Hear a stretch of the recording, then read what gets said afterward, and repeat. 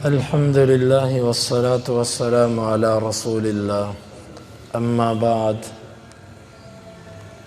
امام بخاری فرماتے ہیں ہمیں بیان کیا عبید اللہ بن موسیٰ نے یا ابن سلام نے ان سے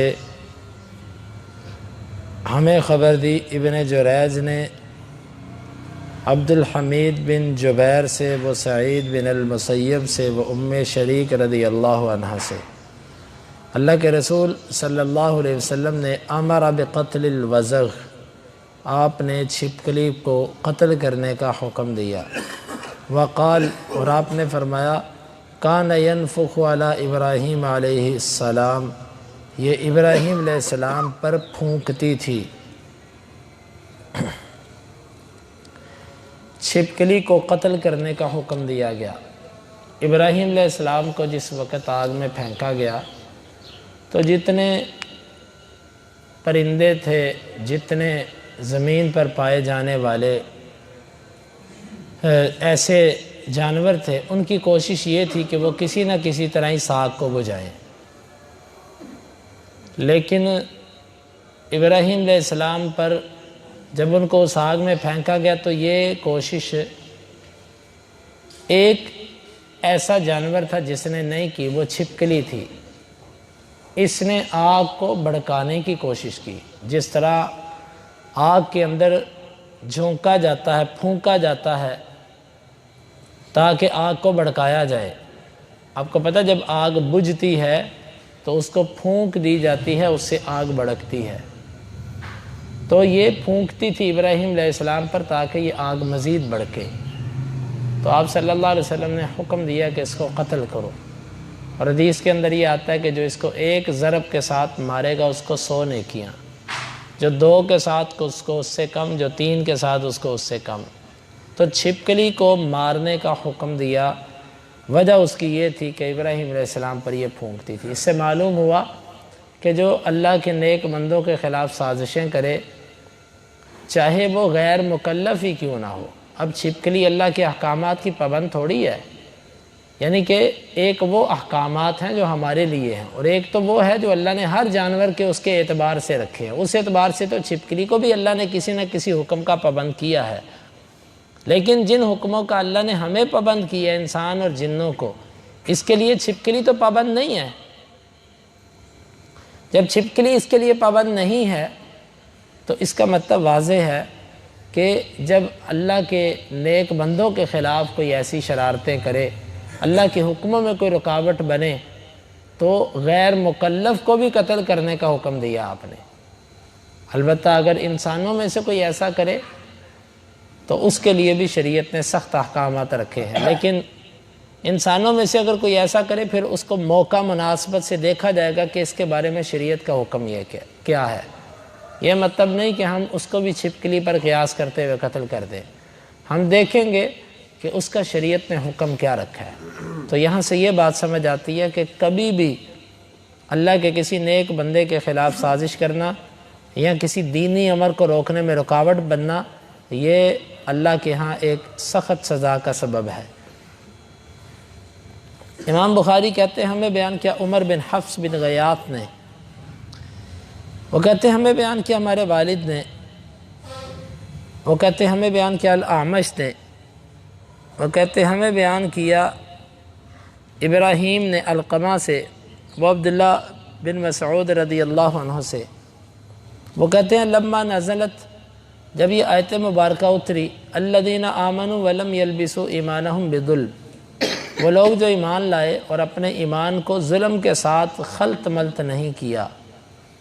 قلنا یا رسول اللہ، ہم نے کہا ہے اللہ کے رسول صلی اللہ علیہ وسلم، اینا لم یظلم نفسا، ہم میں سے کون ہے جس نے اپنے نفس پر ظلم نہیں کیا؟ قال لیس کما تقولون، بات اس طرح نہیں ہے جس طرح تم کہتے ہو۔ لم یلبسوا ایمانہم بظلم بشرک، انہوں نے اپنے ایمان کو ظلم کے ساتھ خلط ملط نہیں کیا، یعنی شرک کے ظلم کے ساتھ۔ اولم تسمعوا الی قول لقمان لابنہ، کیا تم نے لقمان کی اس بات کو نہیں سنا جو اس کے بیٹے کے لیے تھی؟ یا بنی لا تشرک باللہ ان الشرک لظلم عظیم، اے میرے بیٹے تو اللہ کے ساتھ شریک نہ بنانا، بے شک شرک بہت بڑا ظلم ہے۔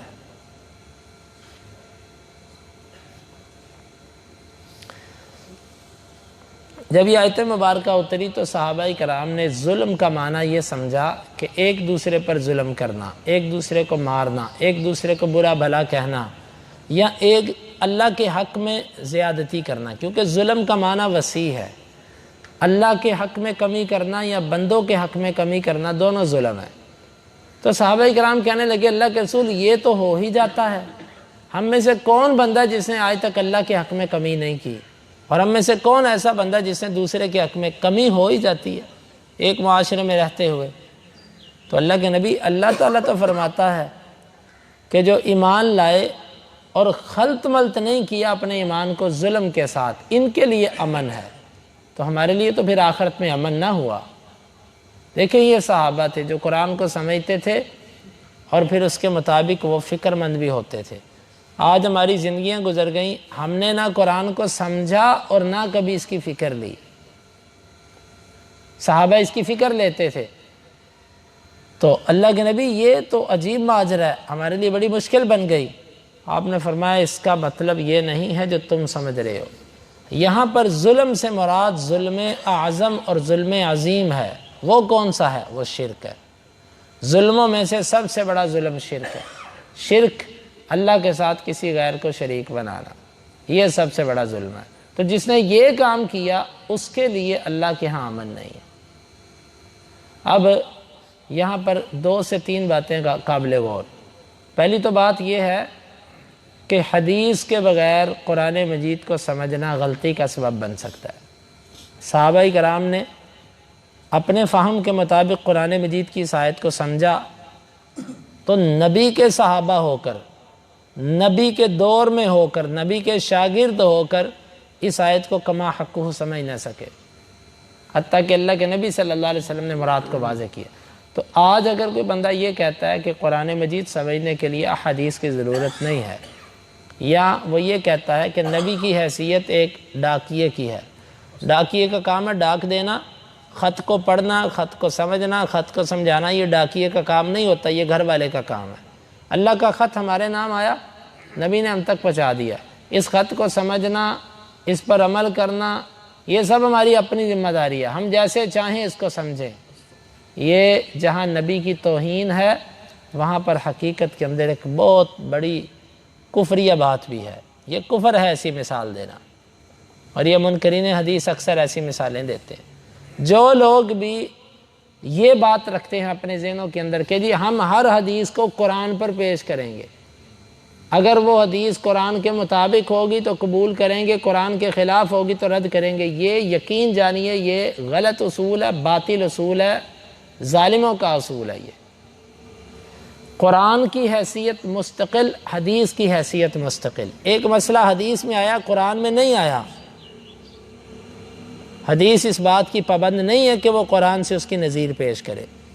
ایک مسئلہ قرآن میں بیان ہو گیا، حدیث میں نہیں ہوا، قرآن اس چیز کا پابند نہیں ہے کہ وہ مسئلہ حدیث سے دکھائے، بلکہ ایک بات قرآن نے کہہ دی ایسے ہے، حدیث نے اس کے اندر ترمیم کر دی تو حدیث مقدم ہے، کیونکہ حدیث قرآن کی شرح ہے۔ مثال کے طور پہ قرآن کہتا ہے مردار حرام ہے، حرمت علیکم المیتہ، تم پر مردار حرام، اب حدیث کہتی ہے 2 مردار کھا لیا کرو۔ کون سا؟ ایک مچھلی کو کوئی ذبح تو نہیں کرتا، اس کو پانی سے نکالا جاتا ہے، وہ مر جاتی ہے، اس کو کھایا جاتا ہے، اور دوسرا ٹڈی دل جو ہوتا ہے اس کو کھا لو۔ اب یہ دونوں جانور جو ہے یہ ذبح تو نہیں ہوتے، یہ مرتے ہیں تو مرنے کے بعد ان کو کھایا جاتا ہے۔ قرآن میں تو ان کے کھانے کا جواز کہیں سے نہیں نکلتا، کوئی مائی کا لال پورے قرآن سے ایسا منکر حدیث پورے قرآن سے نکال کے دکھائے مچھلی کی حلت، مردہ مچھلی کی حلت۔ تو یہ تو حدیث، اب یہاں پر کوئی قرآن کو حدیث کو آپس میں ٹکر دے گا؟ یہاں پر وہ ٹکر نہیں دے گا، کیوں؟ اس کے پیٹ کا مسئلہ ہے نا۔ تو جب باری آتی ہے ایسی احادیث کی کہ جس میں قرآن کے اندر ایک مسئلہ بھی، مثلا قرآن کے اندر یہ ہے کہ 100 کوڑے لگاؤ، الزانی والزانیۃ فاجلدوا، زانی مرد اور زانی عورت فجلدوا کل واحد منہما مئۃ جلدہ، ان میں سے ہر ایک کو 100 کوڑے لگاؤ۔ حدیث کے اندر آتا ہے کہ شادی شدہ زانی ہو تو اس کو رجم کر دو۔ وہ کہتے دیکھو جی قرآن میں تو 100 کوڑوں کا ذکر ہے، یہ رجم کرنے کا تو قرآن میں ذکر ہی نہیں ہے، تو ہم رجم کیسے کریں؟ قرآن میں تو یہ 100 کوڑے لگاؤ، کوئی شادی شدہ کہ غیر شادی شدہ، بس 100 کوڑا۔